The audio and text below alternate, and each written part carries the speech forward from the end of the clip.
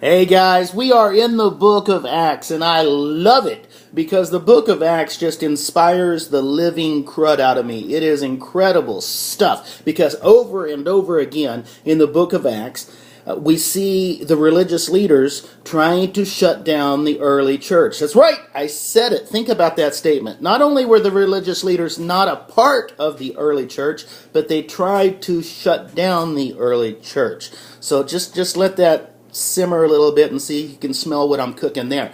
In Acts chapter 16, which is where we're at today, it's incredibly super spicy stuff, okay? Paul and Silas are traveling around. They're telling people about Jesus and what he has done and what he can do.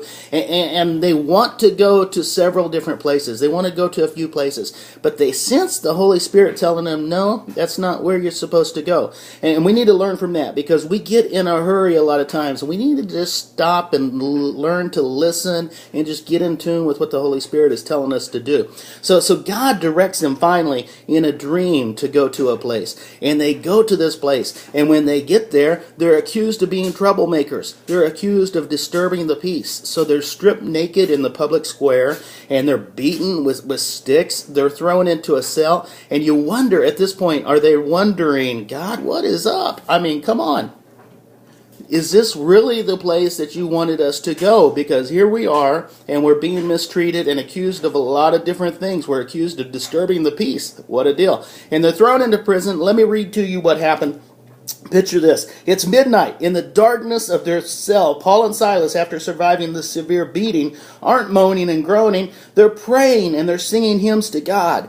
And so they're broken. There's this earthquake. All the prisoners are broken out of the cell. The jail keeper sees this. He is about to commit suicide. Paul and Silas stop him. And then in verse 32, it says this. The jailer brings him home to his home.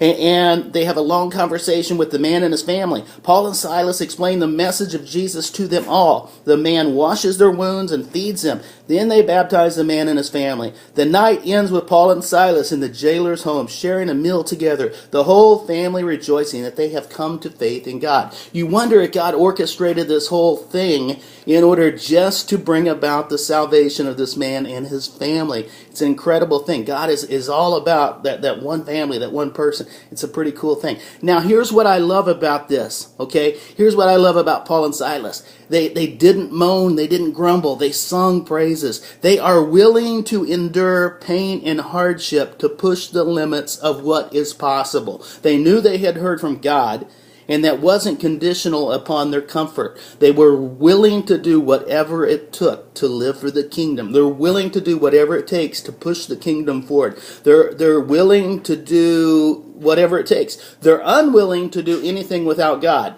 They had talked to him about going to this, but no, don't go there. So they're unwilling to do that. They are unafraid. They're willing to do whatever. They're unashamed. They're not going to take it back. They don't care what anybody else thinks. And because of that, they are unstoppable.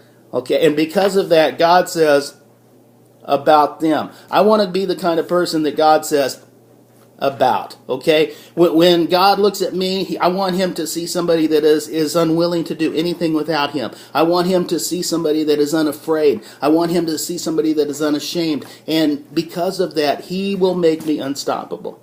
And I want the same for you.